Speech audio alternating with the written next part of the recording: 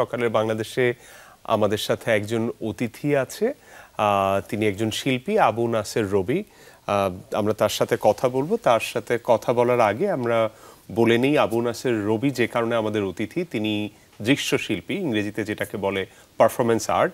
আমরা performance art, তার সম্প্রতি হতে যাওয়া একটা প্রদর্শনী, সবকিছু নিয়ে কথা বলবো। রবি ভাই, শুভ সকাল, কেমন আছেন? হ্যাঁ, ধন্যবাদ, ভালো আছে। আপনাদেরও শুভ সকাল। সকাল কি শিল্পীদের জন্য বেশি চ্যালেঞ্জিং ভাইয়া? মানে এই ধরেন যে সকাল 7টা একটু চ্যালেঞ্জিং, কারণ বেশিরভাগ শিল্পী হচ্ছে একটু রাতে কাজ করে অনেক বেশি। তো তবে আমার জন্য ঠিক ওরকম না, আমি ভোরবেলা উঠার একটা ছোটবেলা থেকে অভ্যেস আছে আমার। তাহলে আপনার কাজকে আমরা কষ্ট দিইনি। তো এই যে এক্সিবিশনটা নিয়ে যে আমরা কথা বলছি, এক্সিবিশনটা আসলে কোথায় হয়েছিল? শিল্পকলা একাডেমির আয়োজনে, বাংলাদেশ শিল্পকলা একাডেমির আয়োজনে চারুকলায়, ঢাকা চারুকলার ইয়েতে লাস্ট অনুষ্ঠিত হলো। তো ওইটা আসলে 14 ডিসেম্বরের যে শহীদ, 71-এর 14 ডিসেম্বরের শহীদদের স্মরণে শহীদ বুদ্ধিজীবী দিবস উপলক্ষে আয়োজিত বাংলাদেশ শিল্পকলা একাডেমির আয়োজন ডিসেম্বর মাস উপলক্ষে। তো ওই অনুষ্ঠানটায় মূলত আমি যুক্ত হই মুস্তফা জামান মিঠু, যিনি হচ্ছে শিল্পকলা একাডেমির চারুকলা বিভাগের প্রধান হিসাবে, পরিচালক হিসাবে নিয়োগপ্রাপ্ত, তার আমন্ত্রণে, এবং তিনি মূল পরিকল্পনাকারী অনুষ্ঠানের। তো আমি অর্গানাইজ করে দেওয়ার কাজটাই ওনাকে সহায়তা করি এবং নিজে পারফর্ম করি।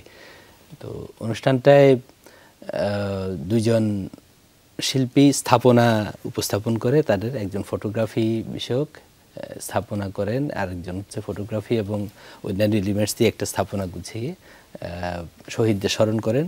আর এখনকার যে পরিস্থিতি, মানে পলিটিক্যাল চেঞ্জের ফলাফল হিসাবে যে পরিস্থিতি তৈরি হয়েছে এখন, এটাতে ইতিহাসকে পুনর্বিবেচনা করার, নতুন করে পুনর্মূল্যায়ন করার একটা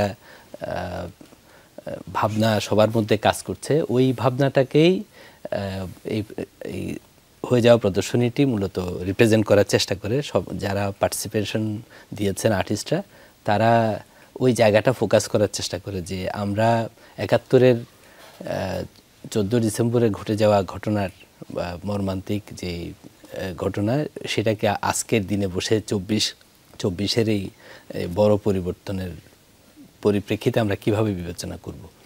তো অনুষ্ঠানটাতে মোটামুটি দর্শক সাড়া পেয়েছি এবং অনেক রকমের মন্তব্য, বিভিন্ন রকমের আর্টিস্টদের ভিতর থেকেও অনেক রকমের প্রতিক্রিয়া পাওয়া গেছে। এটা খুব পজিটিভ বলা যায় যে আগামীর বাংলাদেশের জন্য আমরা প্রস্তুত হচ্ছি, এরকম মনে হয়েছে। তো এই যে আর্টিস্টরা যে তাদের মানে পারফরমেন্স বা তাদের ক্রিয়েটিভিটির মাধ্যমে যে বোঝাতে চেষ্টা করলেন যে শহীদ বুদ্ধিজীবী দিবসটাকে আমরা 2024-এর জুলাই অগাস্টের আন্দোলনের পরে আসলে কীভাবে সেটাকে আমরা মূল্যায়ন করছি, আসলে আমরা কীভাবে মূল্যায়ন করছি? আসলে এটা মূল্যায়নের বিষয় না, দৃষ্টিভঙ্গিটার বিষয়, যে আমরা কোন দৃষ্টিভঙ্গিতে এটাকে বিবেচনা করব। আমরা 71-কে বাদ দিয়ে বাংলাদেশ চিন্তা করতে পারি না, অবশ্যই এটা কোনোভাবেই সম্ভব না। যদি কেউ চিন্তা করে সেটা ভুল। আর সেহেতু আর হচ্ছে 71 হয়েছিল কিন্তু জনমানুষের আকাঙ্ক্ষার কারণে। 71 সংগঠিত হয়েছিল, মানে জিওপলিটিক্স যেমন ছিল তার চেয়ে অনেক বেশি ছিল মানুষের আকাঙ্ক্ষা। মানুষ একটা স্বাধীন, একটা সার্বভৌম দেশ চেয়েছে এবং সেই কারণে মানুষ একটা রক্তক্ষয়ী যুদ্ধে অংশগ্রহণ করেছে। তো এইবারও এরকম একটা পরিস্থিতি তৈরি হয়েছিল যে মানুষ আসলে নিজের মত প্রকাশের স্বাধীনতা থেকে শুরু করে সব দিক থেকে মনে হয়েছিল যে একটা অচল অবস্থা তৈরি হয়েছে দেশে, এবং এটার বিরুদ্ধে আপামর জনসাধারণ, দল মত নির্বিশেষে মানুষের মধ্যে মনে হচ্ছে যে একটা পরিবর্তন দরকার, এবং সেই পরিবর্তনটা সংগঠিত হয়েছে স্বতঃস্ফূর্তভাবে। এবং এই পরিবর্তনের ফলাফল হিসাবে আজকের দিনে বসে আমরা কিভাবে আগামীর বাংলাদেশকে দেখব ওইটা ভাববো, এবং সেই ভাবনাটার জন্য আমরা অতীতকে অবশ্যই ভুলে যাব না। আমরা অবশ্যই অতীতকে ভুলবো না। আমার প্রশ্নটা আসলে আমি মানে আপনাদের শিল্পকর্ম যেটা হয়েছে, কাজ প্রদর্শনী যেটা হয়েছে, ওখানেই মূলত থাকতে চাই। ওইখানে আবার যাওয়ার আগে আমরা বলছি যে আপনি হচ্ছে পারফরমেন্স আর্টিস্ট, এইটার ব্যাপারে যদি একটু বলেন, যে আমি আসলে এটা বুঝতে পারি নাই। আসলে পারফরমেন্স আর্ট ভিজুয়াল আর্টেরই একটা অভিনব একটা ধারা যেটা অনেক বেশি পরীক্ষা নিরীক্ষাকে সহায়তা করে ফোকাস করে। মানে আমরা তো আসলে দেখি এবং দেখাই, শিল্পীরা দেখার চেষ্টা করে, ভালোভাবে দেখে এবং সেটা যাতে উপস্থাপনযোগ্য হয় সেই প্রক্রিয়াটা তারা অনুসরণ করে এবং সেটা দেখানোর জন্য প্রস্তুত করে।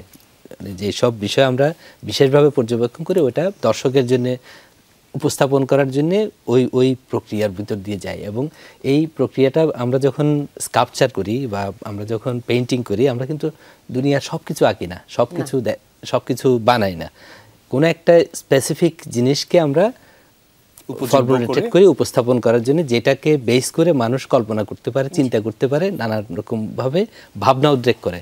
তো আমরা পারফরমেন্স আর্টে মূলত শিল্পী তার শরীরকে, সে নিজের অস্তিত্বটাকেই ওই ফরম্যাটেড করে যে এবং নানান রকম অঙ্গভঙ্গি, আচার আচরণ বা এক্সপ্রেশনের ভিতর দিয়ে দর্শককে সরাসরি কমিউনিকেট করে এবং দর্শকের মাঝে সে নিজেই শিল্প বস্তু হিসেবে উপস্থাপিত হয়।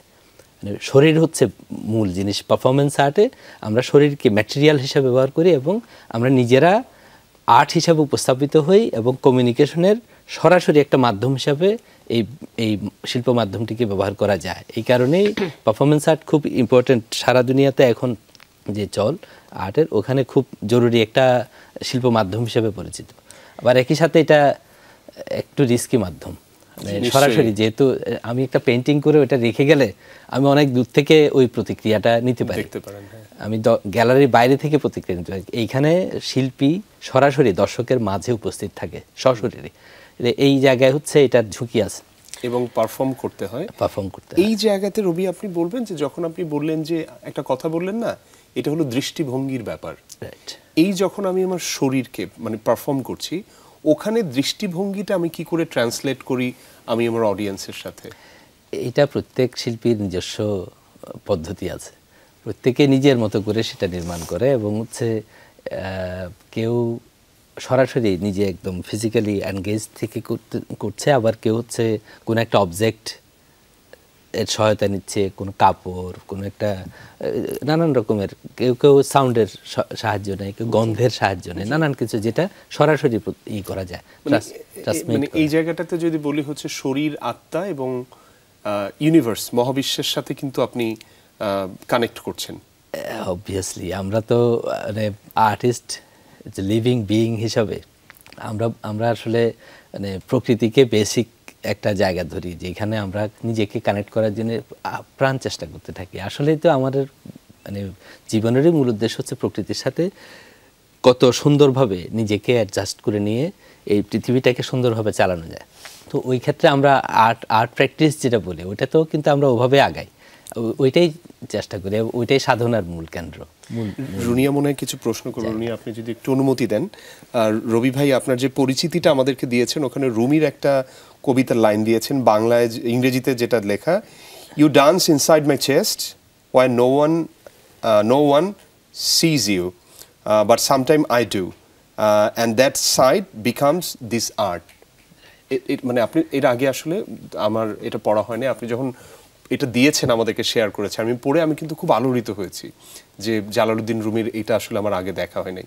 এটাকে যদি একটু ব্যাখ্যা করেন। এটা আসলে আমরা যে আমাদের আমরা অনেক সময় অনেকে আমাদের কর্মের দ্বারা অনুপ্রাণিত করার চেষ্টা করি, আমাদের রূপ, আমাদের সৌন্দর্য, আমাদের অনেক কিছু দিয়ে আমরা আমাদের আশপাশকে অনুপ্রাণিত করি। আসলে তো আমরা না, আমাদের মধ্যে যে নূর বলি না আমরা, যে মহান সৃষ্টিকর্তার যে মানে সৃষ্টির যে মানে আলোকচ্ছটা, ওইটা আমরা সবাই নানানভাবে ওইটার ভাগ নিই, যেটুকু নিতে পারি সেটুকুই আমরা প্রকাশিত করি আসলে।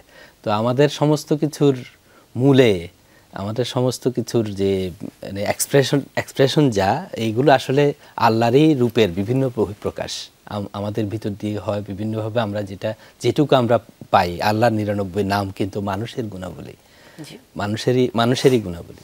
তো আমরা ওই জায়গাটা ফোকাস করার চেষ্টা করি এবং আমি মনে করি যে আমার যা কিছু নির্মাণ বা আমার যা কিছু উপস্থাপন, এইটার ভিতর দিয়ে আসলে আমি আল্লাহরই বন্দনা করি। মানে তার যে এই গুণাবলীগুলো আমরা বিভিন্ন জায়গায় পেয়েছি, কোরআন শরীফ এবং বিভিন্ন মাধ্যমে, বিভিন্ন স্কলারদের মাধ্যমে, ওইটা আমরা রপ্ত করার চেষ্টা করি। তো ওইটাই আমাদের আচারে আচরণে, আমাদের সমস্ত কর্মকাণ্ডে ওইটা প্রকাশিত হয় এবং ওইটাতেই বিশ্ব আলোকিত হয়। ওই 99 নামটা কিন্তু খুব জরুরি, এটাকে আসমাউল হোসনা বলে আর কি। জি, তো আমি এখানে একটা মানে আমার খুব সিম্পল একটা প্রশ্ন, সেটা হচ্ছে আপনি যখন আমি একটা আর্ট ক্রিয়েট করছি, আমি তো এটা 2D ফর্মে ক্রিয়েট হচ্ছে, আমি ওটাকে রেখে দিচ্ছি, দর্শক আমার দেখছেন, তিনি দেখে সেটাতে তার রিয়াকশন দিচ্ছেন। কিন্তু যখন আপনি পারফর্মিং আর্টে আছেন, তখন তো আসলে আপনি দর্শকের সাথে আপনার একটা ইন্টারাকশনও তো আসলে সেখানে হচ্ছে। তো এমন কি কখনো হয় যে ধরেন একভাবে মানে আর্টটাকে পারফর্ম করতে চাচ্ছিলেন, কিন্তু সেটাকে মডারেশন করতে হয়েছে, মডিফাই করতে হয়েছে, বিকজ দর্শকের এনগেজমেন্ট বা তাদের রিয়াকশন কি আপনাকে প্রভাবিত করে কিনা? এটা খুব বেশি করে পারফরমেন্স আর্টে, যে আমি যখন পেইন্টিং করে রেখে দিয়ে যাই, ওটা কিন্তু চেঞ্জ হয় না, এটা ওভাবেই থাকে বছরের পর বছর, যুগের পর যুগ।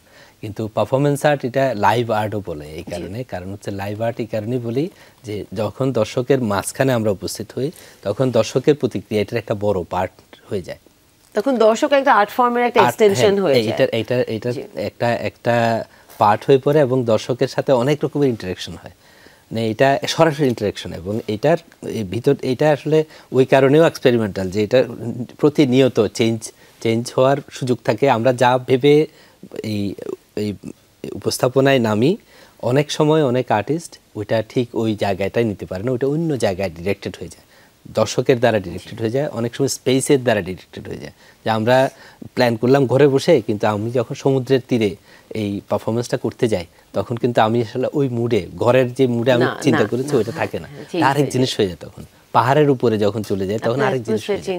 হ্যাঁ, এটা খুব সাইট স্পেসিফিক। এবং অডিয়েন্সের কোয়ালিটি, অডিয়েন্স কেমন, অডিয়েন্স আমি যদি ঢাকার রাস্তায় করি এটা একরকম হবে, আবার সিলেটের রাস্তায় করলে আরেক রকম হবে, কারণ ওই এলাকার কালচার, ওই এলাকার মানুষের আচার আচরণের সাথে আমাকে ওইভাবে রিয়াক্ট করতে হবে, নইলে হচ্ছে আরেক রকম পরিস্থিতি তৈরি হতে পারে, উল্টা পরিস্থিতি তৈরি হতে পারে। একই সেটআপে আপনার অডিয়েন্সের সেট যদি চেঞ্জ হয়ে যায়, আপনার পারফরম্যান্স চেঞ্জ হয়ে যায়। এটা খুব সাইট স্পেসিফিক, খুব ফ্লেক্সিবল একটা আর্ট মিডিয়াম। এই ফ্লেক্সিবিলিটি যেটা বললেন, এই ফ্লেক্সিবিলিটি নিয়ে আমরা আরো কথা বলবো। এই ফ্লেক্সিবিলিটি আমাদেরকে মানে নিজেকে ভালো চেনা যায় আরো কিভাবে এটার মাধ্যমে, সেটা নিয়ে কথা বলবো। তার আগে শিল্পী আবু নাসের রবি, আমরা একটা বিরতি থেকে ফিরে আমরা এই ব্যাপারে আরো কথা বলতে চাই। নিচ্ছি ছোট্ট একটা বিরতি। সকালের বাংলাদেশের সবাইকে আবারও আমন্ত্রণ, যারা এখন টেলিভিশনের সামনে আসলেন। সকালের বাংলাদেশ দেখছেন আপনারা, এমদাদ আছি, রুনিয়া আছে, এবং আমাদের সাথে আজকের অতিথি আছেন শিল্পী আবু নাসের রবি। রবি ভাই, প্রশ্নটা যদি করি, আমরা কিন্তু মানে গ্লোবালি কিন্তু দেখি যে এই যে আমাদের যে পারফরমেন্স আর্ট যেটা আছে সেটা কিন্তু হাইলি অ্যাপ্রিসিয়েটেড, হাইলি ভ্যালুড, এবং অনেকে কিন্তু এখন বলে যে মডার্ন আর্টের এটা আরেকটা লিমিটেশন কিনা, যে আর্ট ফর্ম থেকে তার অনেক দিকে সরে যাচ্ছে কিনা। কিন্তু আমাদের জন্য তো এটা নতুন একটা এক্সটেনশন। আমাদের দেশে এই আর্টটা বা এই লিভিং আর্টটা আসলে কতটা অ্যাকনলেজ, অথবা কতটা মানে কত আর্টিস্ট আছে যারা এটা আসলে এক্সারসাইজ করেন?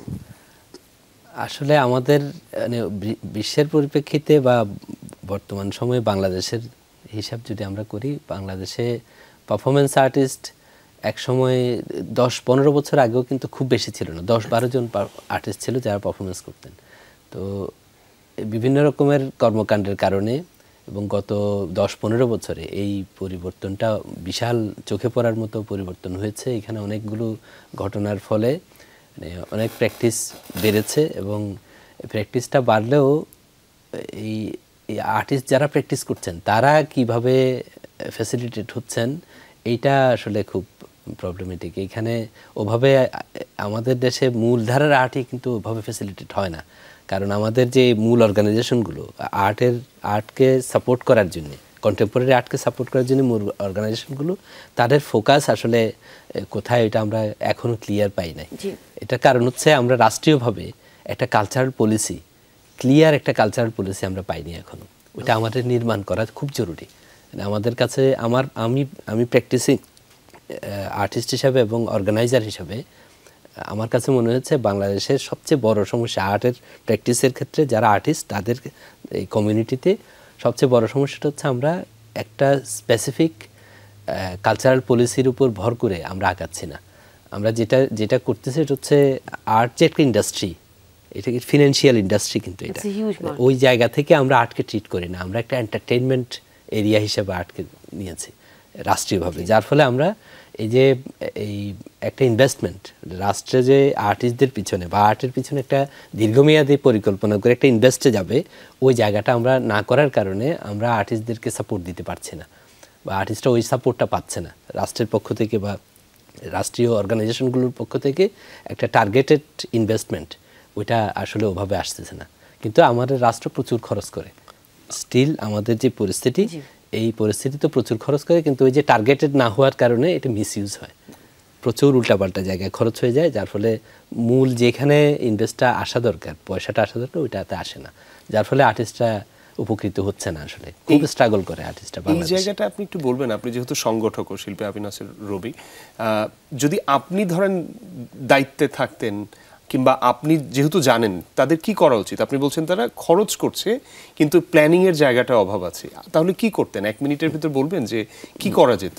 এটা আসলে এই যে স্টেক হোল্ডার যারা আছে বাংলাদেশে, আমরা যে আর্ট মার্কেটটাও কিন্তু স্ট্রাকচার্ড না আমাদের, ঢাকা কেন্দ্রিক, সবকিছু ঢাকা কেন্দ্রিক, সারা দেশটা কিন্তু অনেক বড়, সবকিছু ঢাকায়, আমাদের আর্টের ঢাকায় বেশি থাকে। হ্যাঁ, ঢাকায় বেশি থাকে, কিন্তু আর্টের মানে সমস্ত যে গ্যালারিগুলো, কমার্শিয়াল গ্যালারি বলি, এই প্র্যাকটিসের জন্য যেসব গ্যালারি, কন্টেম্পোরারি গ্যালারি, সবই ঢাকায় কেন্দ্রীভূত, এবং অন্যান্য অঞ্চলের আর্টিস্টরাও এখানে এসে প্র্যাকটিস করতে হয়, এরকম একটা ব্যাপার।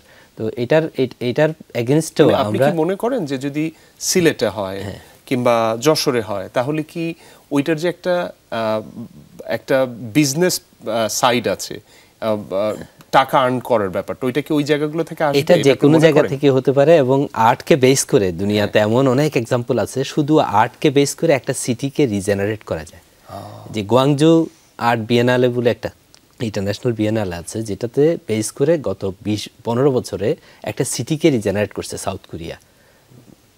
গোয়াংজুকে বলে হচ্ছে আর্ট সিটি ওরা, এবং এরকম বিশ্বে অনেকগুলো দেশে এরকম এক্সাম্পল আছে। একটা সিটিকে নতুন করে রিব্র্যান্ডিং করা যায় শুধু আর্টকে বেস করে, আর্টের একটা ইভেন্টকে বেস করে, এর অনেক এক্সাম্পল আছে। তো ওইটা তো ফিনান্সিয়ালি রাষ্ট্রের যে টোটাল ফিনান্সিয়াল কাঠামো, ওর ভিতরে একটা বিরাট ইম্প্যাক্ট তৈরি করে। এটা পর্যটনকে ইম্প্যাক্ট করতে পারে, নানান সেক্টরে, ফিনান্সিয়াল সেক্টরে এটা ইম্প্যাক্ট করতে পারে। কিন্তু যেটা দরকার ওটা হচ্ছে আমরা কোন দৃষ্টিভঙ্গিতে আর্টকে ট্রিট করব, ওইটা আমাদেরকে রাষ্ট্রীয়ভাবে ডিসাইড করতে হবে।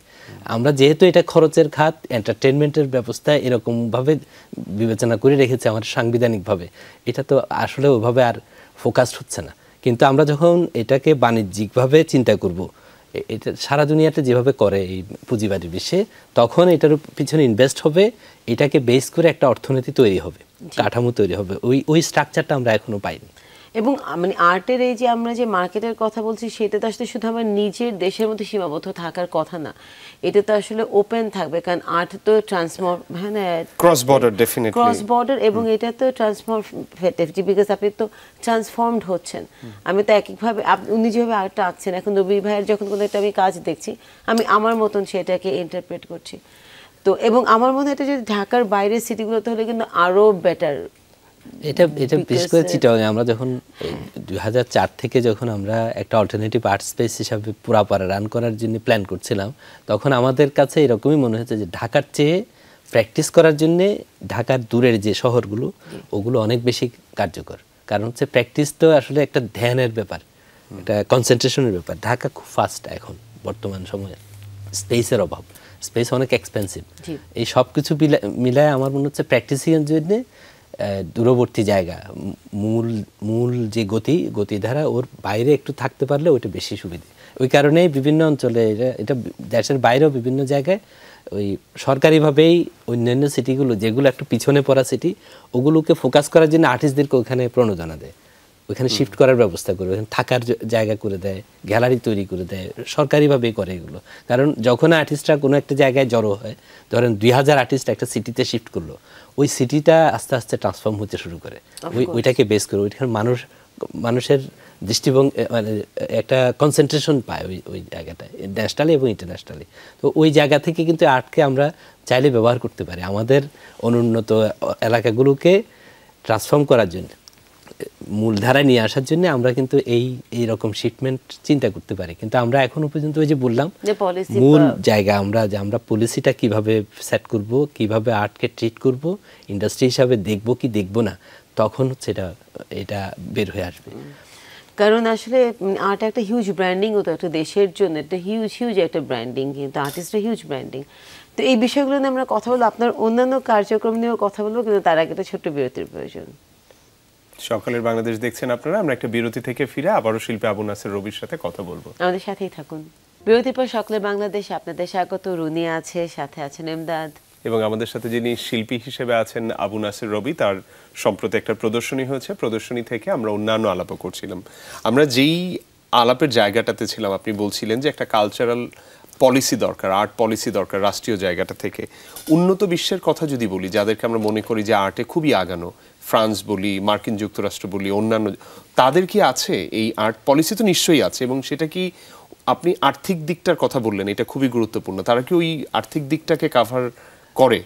বিশাল, এটা মানে উন্নত দেশ বলতে যেগুলোকে আমরা বুঝি ইউরোপ বা আমেরিকা বা এই এশিয়ার যে জাপান বা এই সাউথ কোরিয়া, চায়না, ইন্ডিয়া, এরকম যে বড় দেশগুলো, সব মিলিয়ে কিন্তু অনেক আগে থেকে কালচারাল পলিসি নিয়ে ওরা কাজ করে।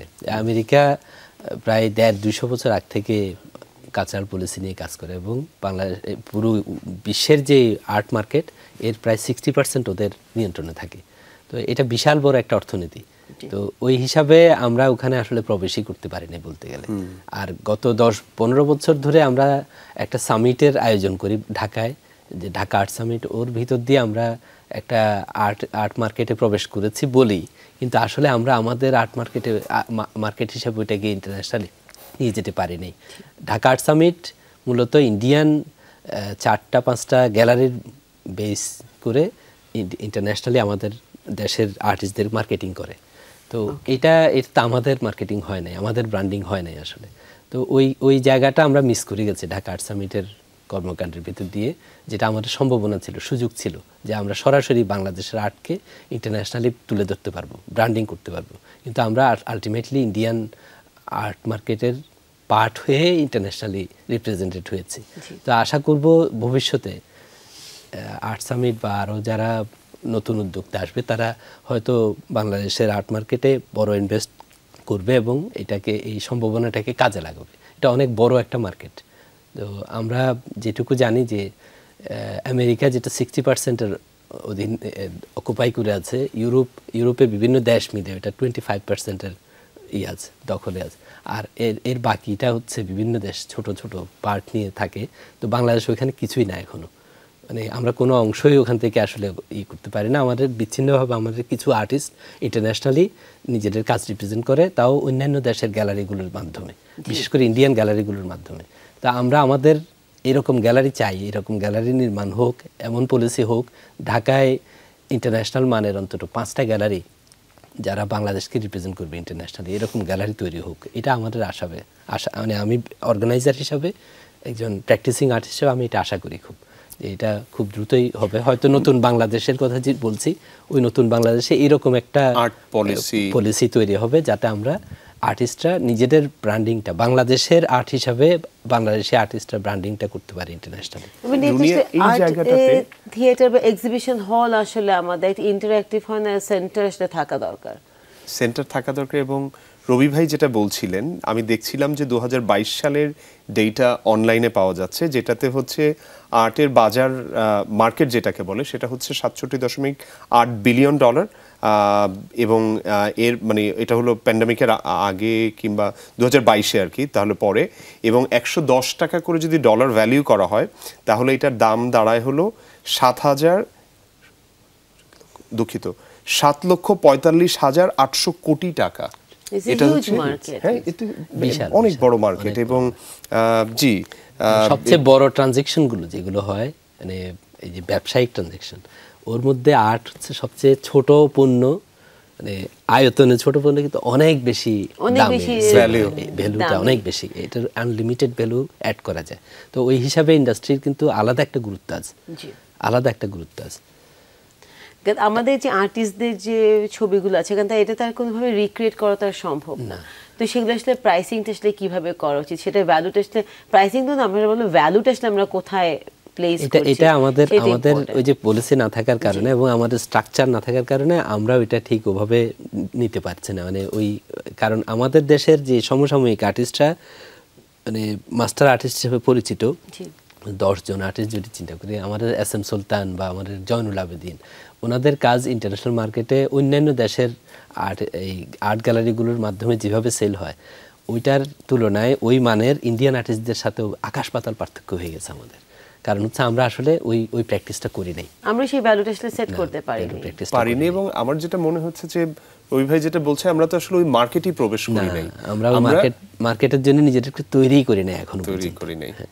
তো এই জায়গাটাতে নতুন আমরা যেহেতু একেবারে শেষের জায়গাতে আছি, করি নাই একটা বেজ আছে, ঠিক আছে, আপনি সুযোগ দেখছেন, এখন তাহলে কিভাবে করা উচিত? যেটা বলছেন যে একটা পলিসি দরকার, এই পলিসিটা কেমন হবে, কোন মন্ত্রণালয় করবে, এটা কালচারাল মিনিস্ট্রি একটা মানে কম্প্যাক্ট কালচারাল পলিসি যদি ডেভেলপ করে এরকম টাইমে, এবং কালচারাল যে অর্গানাইজেশনগুলো আছে যেটা হচ্ছে আমাদের শিল্পকলা একাডেমি, মাদার অর্গানাইজেশন, এবং আমাদের আসলে একটা আর্টস কাউন্সিল দরকার, যেটা আমাদের নাই।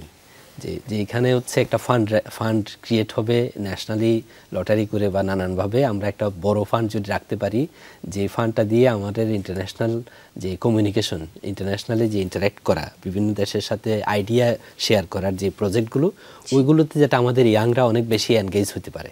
এখন আমরা প্রচুর আমাদের যে ব্যক্তিগত নেটওয়ার্ক, আমার যে ব্যক্তিগত নেটওয়ার্ক, এতে প্রচুর ইনভাইটেশন আমরা কিন্তু পাই, খবর পাই যে অমুক দেশে একটা বড় সামিট হচ্ছে বা একটা সেমিনার হচ্ছে, এখানে এই গুরুত্বপূর্ণ বিষয় নিয়ে আলাপ হবে। বিষয়টা আমরা তো টিকেটের একটা প্রাইস, একটা টিকেট ইন্ডিয়া থেকে ওদের মানে সরকারিভাবে ওদের একটা ফান্ড স্পন্সর আছে, অন্যান্য যে কোনো দেশে, আমাদের আশপাশে সব দেশে আছে, কিন্তু আমাদের দেশে ওই রকম একটা জায়গায় যাওয়ার জন্য একজন আর্টিস্ট যদি বা একজন আর্ট কিউরেটর বা যারা আর্ট প্রফেশনাল তারা যদি যেতে চায়, তারা কিন্তু ওই সাপোর্টটা পায় না। এটা একটা ফ্লাইট মানি বা ওকে একটা ব্যাকআপ দেওয়া, যে হোটেলটাই থাকবে, ওইটা আমরা রাষ্ট্রীয়ভাবে অর্গানাইজ করে দিলাম, একটা টিম গেল, এই যে ইন্টারাকশনটা, এই যে আদান প্রদানের যে জায়গাটা, এটা আমরা পারছি না। এটা আমি প্র্যাকটিস করতে গিয়ে আমি গত 20 বছর আমি অনেক সমস্যার সম্মুখীন হচ্ছি। যতগুলো বড় সেমিনারে গেছে সবই কিন্তু ওই দেশে যারা অর্গানাইজ করে তাদের ফান্ডিংয়ে আমি ওখানে যেতে হয়েছে, আমার দেশ থেকে আমি করতে পারছি না, এবং আমরা নিজেরা অর্গানাইজ করলে ওদেরকে যে ডাকবো ওইটাও করা যাচ্ছে না। তার মানে আমরা কোলাপস হয়ে আছি। এটা শুধুমাত্র ওই একটা জিনিস যে আমরা রাষ্ট্রীয়ভাবে এটাকে কিভাবে দেখছি, এবং দৃষ্টিভঙ্গিটা খুবই দরকার। এবং পলিসির কথা যেটা বললেন, আপনাকে অনেক ধন্যবাদ আবু নাসের রবি, আপনি আমাদেরকে সময় দিলেন এবং একটা জায়গা থেকে আমরা আলোচনা একটা দিকে গেলাম, কিন্তু আমি মনে করি এটা আরো বড় জায়গা, কিছুটা কম কথা বলা হয়েছে এই স্পেসটা নিয়ে, সেরকম একটা জায়গা। আপনাকে অনেক ধন্যবাদ। আপনাদেরকে অনেক ধন্যবাদ, ভালো একটা সকাল কাটালাম আমাদের সাথে থাকার জন্য। যে রবি আসলে তার আলো ছড়াতে থাকুক, সেটাই আমরা চাই, এবং তার এই আলো তীব্রতাতে আমাদের যেই পলিসিগুলো এখনো হয়নি সেগুলো একটু জ্বলে উঠুক, আমরা সেই প্রত্যাশাই করছি। আমরা চাই আপনাদের আজকের দিনটি অনেক সুন্দর হোক। সবাইকে আবারও শুভ সকাল। শুভ সকাল।